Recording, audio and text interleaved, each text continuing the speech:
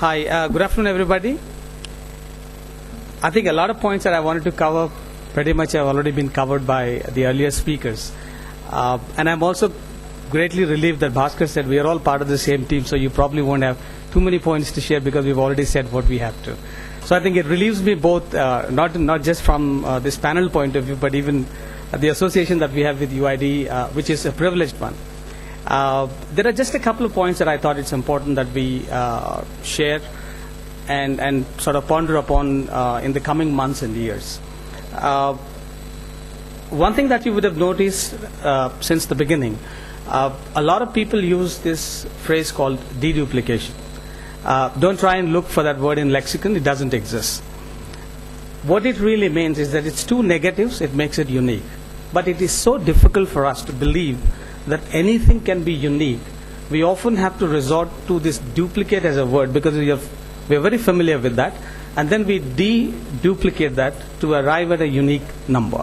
I think it really speaks about the culture, not just from India perspective, but I think world over. That's how the word actually crept into that lexicon, where people have to sort of resort to a practice which is not acceptable. So I think that's something that we will have to now move away, because the promise of Aadhaar is uniqueness. There is nothing more to it. And that's what simply that it promises. And the reason why today we are talking about UID being one of the, sort of the holistic ID, which probably subsumes all other identities that we have, is simply because of this unique nature that the number commits. And I think the characteristics of this number has been explained to you prior, so I don't want to get into that area. So, except for being sort of random, and I think in a way the reason why we believe from UID perspective that this initiative will be very successful is that somewhere it connects the real social and democratic fabric of this country. It is demand driven. There is no sword on the neck that you have to do this project. And second one, the number really doesn't disclose anything. Okay, and if I am pardoned for naming an enterprise, I think it goes back to the advertisement that if you have seen from IDEA, where the village head decides to give numbers to everybody, and therefore there is no question of caste, creed, and all other differentiations that come in, and all that people are known by is the mobile number that they carry. I think that's the feature of this particular number, and that's where we are very confident that this project will be successful. 3 points that I want to leave with you. Number one is about uncertainty. Okay, children, those who start school this year, will retire in 2065. But we all believe that we can educate them today so that they are prepared to work in 2060. Why is that we cannot extend the same comfort with uncertainty into a project like UID, where we have these numbers that nobody had talked about, and world doesn't understand when you say we have 1.3 billion people, and world doesn't understand our pilot is the largest existing database on the planet, and all that you are thrown back at is the amount of uncertainty that exists and 100 reasons why the project is not likely to succeed. I think somewhere we have to change that, and I keep going back at. If you can keep faith and trust in your own child who is going to retire in 2065, and you think that that child can be educated in 2010 about a subject that probably will be relevant in 2060, trust me, UID is a gamble that's worth taking, all of us. And I think that's the uncertainty that we need to deal with, and I think that's what we need to carry forward as far as the uncertainty aspect of UID is concerned. There is a lot of groundwork that's being done. Trust me, there are best minds in the world who are working at the back end.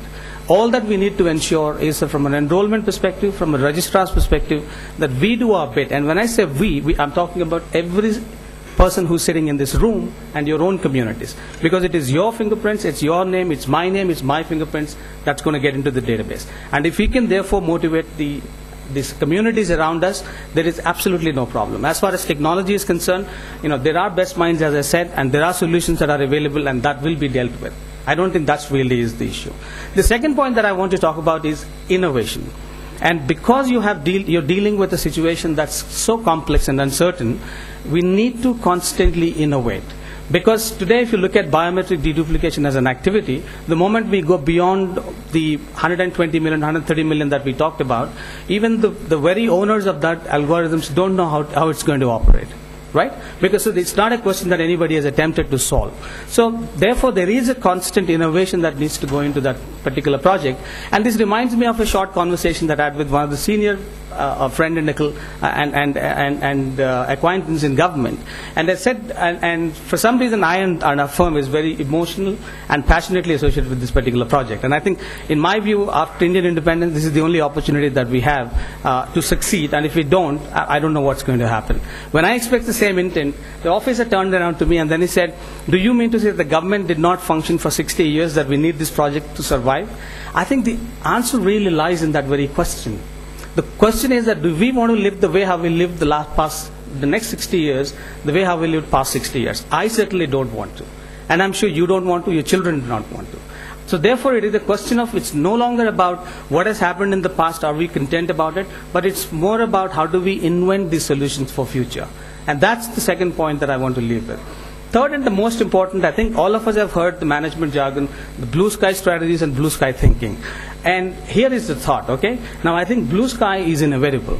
Okay, we have to deal with a blue sky when we talk about a project like UID. But I think what we have to remember is that there is a cloud in the blue sky. So it's not a barren sky on top, okay? So the question is that do we see that cloud as a hindrance that essentially bars our vision, or mars our vision through the cloud, or do we really make that as an opportunity where it actually rains and therefore we take the prosperity is what we need to think about. So there is a cloud in the blue sky, and the cloud essentially is nothing but the opportunity and the platform that UID is creating. So instead of, for example, if I'm a registrar, instead of I sitting back and thinking, what is it this cloud is going to offer to me, my sense is that the thinking will have to begin from the registrar. If I am the registrar, if I have a set of a client, this is precisely how a consumer goods company thinks. They don't care about the entire world. They just care about their customer.